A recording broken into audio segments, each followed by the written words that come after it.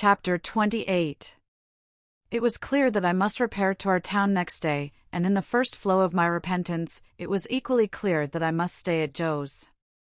But, when I had secured my box place by tomorrow's coach, and had been down to Mr. Pocket's and back, I was not by any means convinced on the last point, and began to invent reasons and make excuses for putting up at the Blue Boar.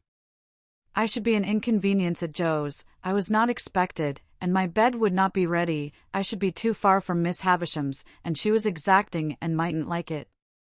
All other swindlers upon earth are nothing to the self-swindlers, and with such pretenses did I cheat myself. Surely a curious thing. That I should innocently take a bad half-crown of somebody else's manufacture is reasonable enough, but that I should knowingly reckon the spurious coin of my own make as good money. An obliging stranger, under pretence of compactly folding up my banknotes for security's sake, abstracts the notes and gives me nutshells, but what is his sleight of hand to mine, when I fold up my own nutshells and pass them on myself as notes? Having settled that I must go to the Blue Boar, my mind was much disturbed by indecision whether or not to take the Avenger. It was tempting to think of that expensive mercenary publicly airing his boots in the archway of the Blue Boar's posting yard. It was almost solemn to imagine him casually produced in the tailor's shop, and confounding the disrespectful senses of Trabb's boy. On the other hand, Trabb's boy might worm himself into his intimacy and tell him things, or, reckless and desperate wretch as I knew he could be, might hoot him in the High Street. My patroness, too, might hear of him, and not approve. On the whole, I resolved to leave the Avenger behind. It was the afternoon coach by which I had taken my place, and, as winter had now come round, I should not arrive at my destination until 2 or 3 hours after dark. Our time of starting from the Cross Keys was 2 o'clock. I arrived on the ground with a quarter of an hour to spare, attended by the Avenger, if I may connect that expression with one who never attended on me if he could possibly help it. At that time it was customary to carry convicts down to the dockyards by stagecoach. As I had often heard of them in the capacity of outside passengers, and had more than once seen them on the high road dangling their ironed legs over the coach roof, I had no cause to be surprised when Herbert, meeting me in the yard, came up and told me there were 2 convicts going down with me. But I had a reason that was an old reason now for constitutionally faltering whenever I heard the word convict. "You don't mind them, Handel?" said Herbert. "Oh, no. I thought you seemed as if you didn't like them." "I can't pretend that I do like them, and I suppose you don't particularly. But I don't mind them. See. There they are," said Herbert, coming out of the tap. "What a degraded and vile sight it is. They had been treating their guard, I suppose, for they had a jailer with them, and all 3 came out wiping their mouths on their hands. The 2 convicts were handcuffed together, and had irons on their legs, irons of a pattern that I knew well. They wore the dress that I likewise knew well. Their keeper had a brace of pistols, and carried a thick-knobbed bludgeon under his arm, but he was on terms of good understanding with them, and stood with them beside him, looking on at the putting to of the horses, rather with an air as if the convicts were an interesting exhibition not formally open at the moment, and he the curator. One was a taller and stouter man than the other, and appeared as a matter of course, according to the mysterious ways of the world, both convict and free, to have had allotted to him the smaller suit of clothes. His arms and legs were like great pincushions of those shapes, and his attire disguised him absurdly, but I knew his half-closed eye at one glance. There stood the man whom I had seen on the settle at the 3 Jolly Bargemen on a Saturday night, and who had brought me down with his invisible gun. It was easy to make sure that as yet he knew me no more than if he had never seen me in his life. He looked across at me, and his eye appraised my watch-chain, and then he incidentally spat and said something to the other convict, and they laughed and slid themselves round with a clink of their coupling manacle, and looked at something else. The great numbers on their backs, as if they were street doors, their coarse mangy ungainly outer surface, as if they were lower animals, their ironed legs, apologetically garlanded with pocket-handkerchiefs, and the way in which all present looked at them and kept from them, made them, as Herbert had said, a most disagreeable and degraded spectacle. But this was not the worst of it.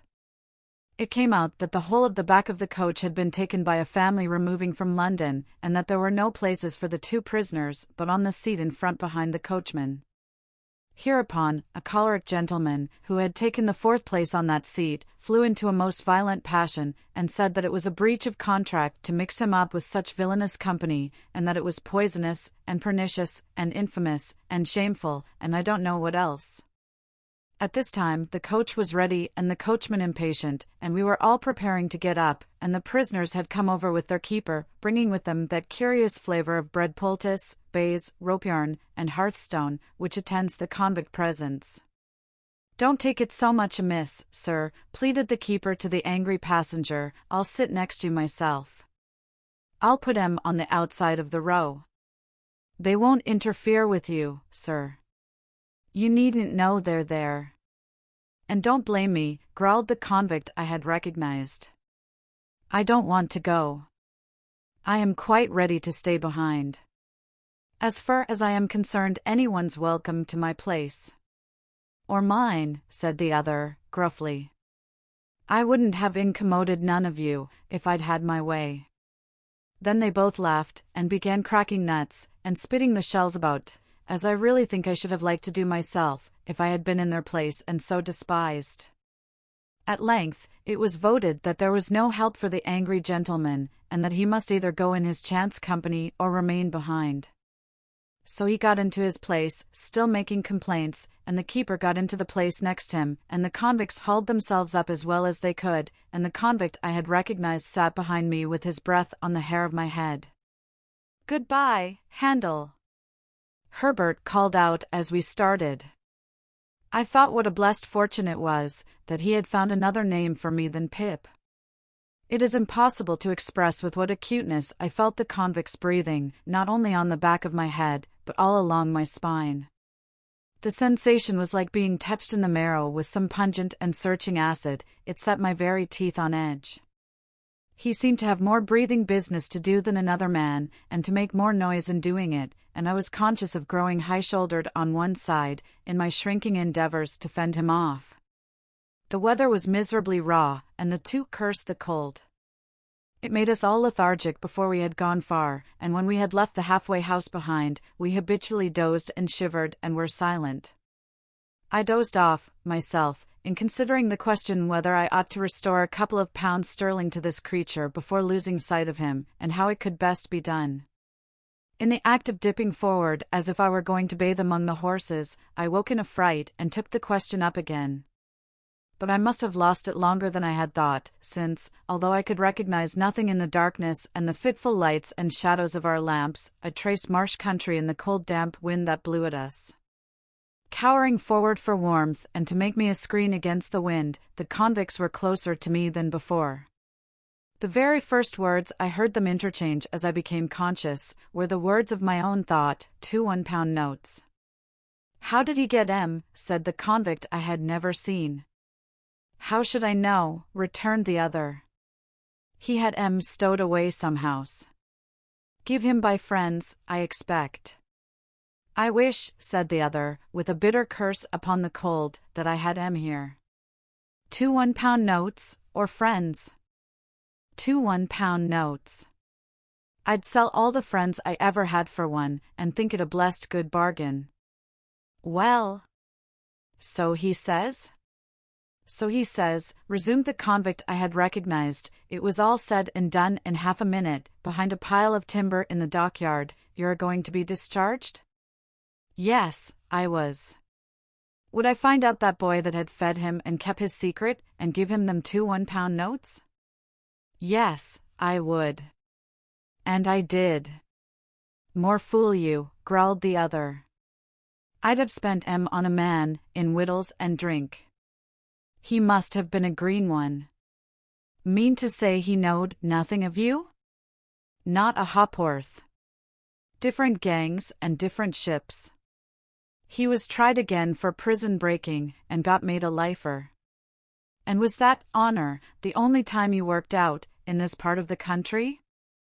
"The only time." "What might have been your opinion of the place?" "A most beastly place." Mudbank, mist, swamp, and work, work, swamp, mist, and mudbank. They both execrated the place in very strong language, and gradually growled themselves out, and had nothing left to say. After overhearing this dialogue, I should assuredly have got down and been left in the solitude and darkness of the highway, but for feeling certain that the man had no suspicion of my identity. Indeed, I was not only so changed in the course of nature, but so differently dressed and so differently circumstanced, that it was not at all likely he could have known me without accidental help. Still, the coincidence of our being together on the coach was sufficiently strange to fill me with a dread that some other coincidence might at any moment connect me, in his hearing, with my name. For this reason, I resolved to alight as soon as we touched the town, and put myself out of his hearing. This device I executed successfully. My little portmanteau was in the boot under my feet. I had but to turn a hinge to get it out. I threw it down before me, got down after it, and was left at the first lamp on the first stones of the town pavement. As to the convicts, they went their way with the coach, and I knew at what point they would be spirited off to the river. In my fancy, I saw the boat with its convict crew waiting for them at the Slamwash stairs, again heard the gruff give way, you, like an order to dogs, again saw the wicked Noah's Ark lying out on the black water. I could not have said what I was afraid of, for my fear was altogether undefined and vague, but there was great fear upon me. As I walked on to the hotel, I felt that a dread, much exceeding the mere apprehension of a painful or disagreeable recognition, made me tremble. I am confident that it took no distinctness of shape, and that it was the revival for a few minutes of the terror of childhood. The coffee room at the Blue Boar was empty, and I had not only ordered my dinner there, but had sat down to it, before the waiter knew me. As soon as he had apologized for the remissness of his memory, he asked me if he should send boots for Mr. Pumblechook. No, said I, certainly not. The waiter, it was he who had brought up the great remonstrance from the commercials, on the day when I was bound, appeared surprised, and took the earliest opportunity of putting a dirty old copy of a local newspaper so directly in my way, that I took it up and read this paragraph, our readers will learn, not altogether without interest, in reference to the recent romantic rise in fortune of a young artificer in iron of this neighborhood, what a theme, by the way, for the magic pen of our yet not universally acknowledged townsman Toby, the poet of our columns, that the youth's earliest patron, companion, and friend, was a highly respected individual not entirely unconnected with the corn and seed trade, and whose eminently convenient and commodious business premises are situate within 100 miles of the High Street. It is not wholly irrespective of our personal feelings that we record him as the mentor of our young Telemachus, for it is good to know that our town produced the founder of the latter's fortunes. Does the thought-contracted brow of the local sage or the lustrous eye of local beauty inquire whose fortunes? We believe that Quintin Matses was the blacksmith of Antwerp. Verb. Sap. I entertain a conviction, based upon large experience, that if in the days of my prosperity I had gone to the North Pole, I should have met somebody there, wandering Eskimo or civilized man, who would have told me that Pumblechook was my earliest patron and the founder of my fortunes.